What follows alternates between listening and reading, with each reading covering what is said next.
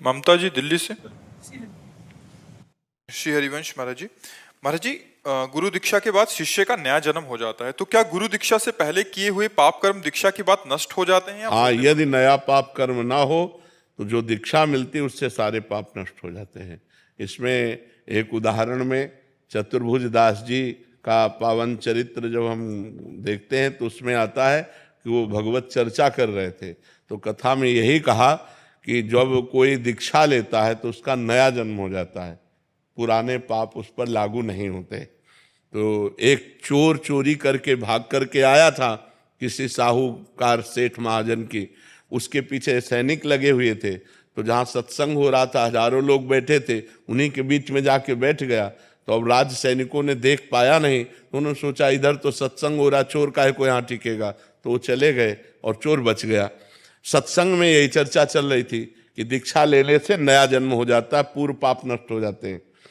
तो जब सत्संग संपन्न हुआ तो चतुर्भुज दास जी संत थे, उनके पास गए और बोले, महाराज आप जो बात कह रहे हैं सत्य है कि दीक्षा लेने से सारे पाप नष्ट हो जाते हैं? तो मैं घोर पापी हूँ, चोर हूँ, हिंसक हूँ, कौन सा पाप नहीं जो मैंने ना किया हूँ, क्या मैं दीक्षा ले लूंगा आज से निष्पाप हो जाऊंगा? बोले आज से हाँ निष्पाप हो जाओगे। तो बोले दीक्षा दीजिए। तो चतुर्भुज दास जी ने कि ये सही अधिकारी है, अभी इसका मूड बन गया है, नहीं तो हो सकता है कि कभी जिंदगी में इसका न, क्योंकि हिंसक स्वभाव का है, तो उन्होंने तुरंत उसको दीक्षा दी, मूड मुड़वाया, कंठी पहनाई, तिलक लगाया, 12 तिलक। और दूसरे दिन वो निर्भय होकर घूम रहा था। सोई साहूकार अपने सैनिकों के साथ तो था, सेठ खोज रहा था, अरे बोले यही है। उसको बंदी बना लिया गया, राज दरबार में ले गए। राजा ने कहा तुमने चोरी की है? उसने कहा इस जन्म में नहीं। बोले महाराज जन्म की बात नहीं है, कल की बात है, कल इसने चोरी की है। उसने कहा मैं कसम खा सकता हूं कि इस जन्म में चोरी नहीं की। साहूकार ने कहा मैं कसम खा के कहता हूं कि इसने कल चोरी की है, ये केवल भेष बना लिया है, मूड मुड़ा लिया, तिलक लगा लिया, लेकिन है यही। अब दोनों अपनी अपनी कसम पे। तो उस समय जो पद्धति चलती थी सत्य को प्रमाणित करने के लिए, तो एक लोहे का फार गर्म किया जाता था और पीपल की छोटी सी नवीन पत्ता ऐसे रख दिया जाता था और उसके ऊपर सूत ऐसे बांध दिया जाता था, और वो लोहे का जलता हुआ फार हाथ में ले और सूत जले ना और 7 कदम चल के फेंक दे, वो सत्य माना जाता था। तो ऐसा ही चोर के साथ किया गया।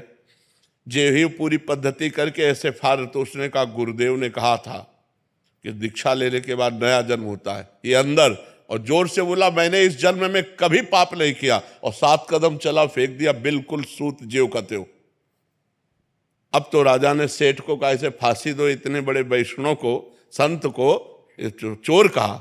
जब उसकी फांसी की बात कही तो बोले सरकार नहीं, वो भी सही है, फांसी मत दीजिए, क्योंकि वो अपराधी नहीं, अपराधी तो मैं हूं। तो बोले अब तुम अपराधी कैसे हो सकते, तुम्हारा तो प्रमाण हो चुका है कि तुम इस जन्म में चोरी नहीं की।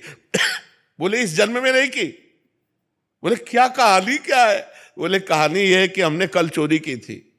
ये सही कह रहे हैं, लेकिन फिर हमने दीक्षा ले ली, तो दीक्षा से नया जन्म हो जाता है, इसलिए मैंने इस जन्म में चोरी नहीं की। इस बात से वो राजा बड़े प्रभावित हुए, बोले मैं उन संत से मिलना चाहता हूं जिन्होंने तुम्हारे जैसे चोर का परिवर्तन कर दिया। तो उस दृष्टांत से पता चलता है कि नया जन्म हो जाता है, लेकिन अबलो न सानी अबना न सही हो। उस चोर ने झूठ नहीं बोला, उसने फिर कभी चोरी नहीं की, आज तक किया, अब नहीं करूंगा, तो इससे सारे पाप नष्ट हो जाते हैं दीक्षा लेने से। अगर दीक्षा लेकर फिर पाप करे तो पक्के रजिस्टर्ड पाप होते, फिर वो भोगना पड़ता है, और उसमें गुरु को भी कष्ट भोगना पड़ता है।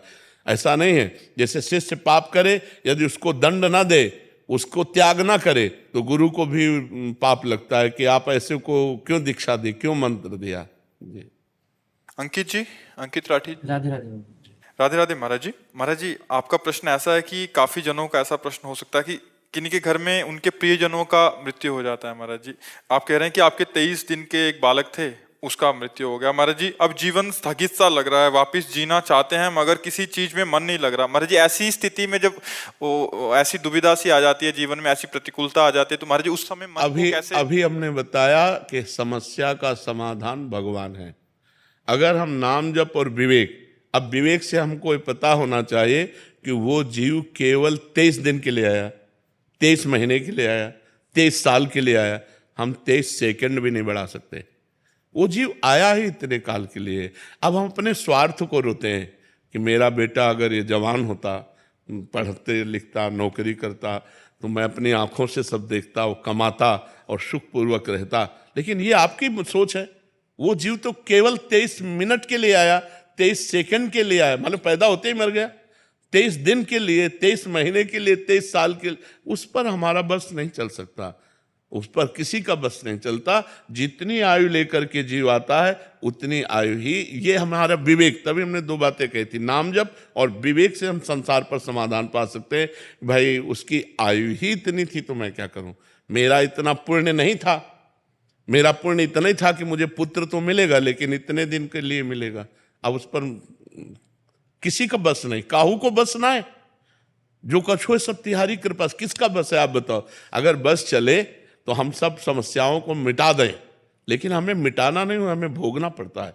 बड़े बड़े संतों को भोगना पड़ता है, नहीं भोगना पड़ता। तो इसलिए ये विचार कीजिए कि अगर मिटाना संभव होता तो दशरथ जी की मृत्यु नहीं होती।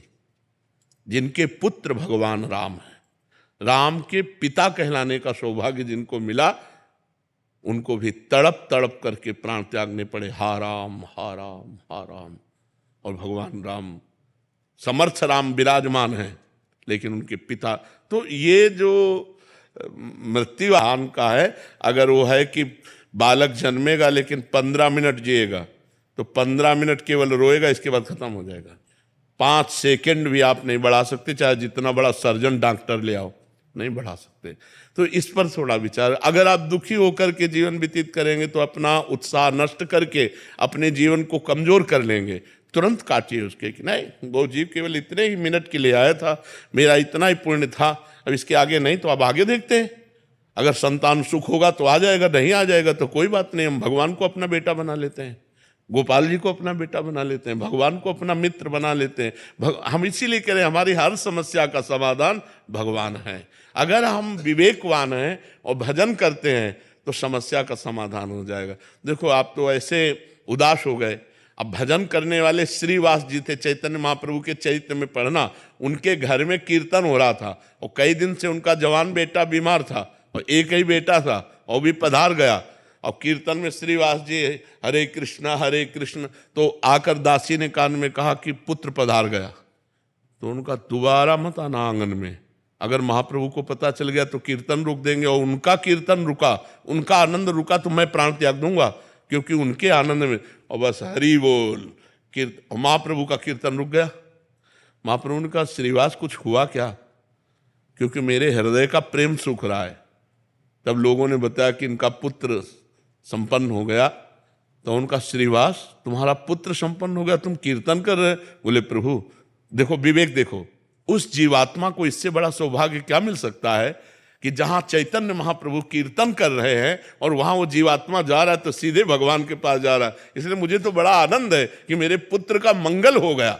विवेक, मेरे पुत्र का मंगल हो गया। प्रभु इसमें शोक की क्या बात है, मरना तो सबको एक दिन था ही। अगर ये आपकी सानिध्य में प्राण त्याग किया तो मेरे सौभाग्य का विषय। तो ऐसे गले लगा लिया और कहा श्रीवास तुम पर श्री कृष्ण की विशेष कृपा है, ये बात सोचनी है। तो उस जीव का जिस समय तक, जितने दिन तक हमारा संयोग है, वह उतने दिन तक रहेगा, इसके आगे नहीं रहेगा। महाराज जी कोटि कोटि प्रणाम जी। मैं कभी कभी डिप्रेशन में चला जाता हूँ। नाम जप करो, डिप्रेशन नहीं रहेगा। नाम जप करो, नाम जप करो, अधिक से अधिक नाम जप करो, डिप्रेशन खत्म हो जाएगा। और कभी कभी मन ये करता है मैं महाराज जी के आश्रम में रहूं यहाँ कभी कभी पर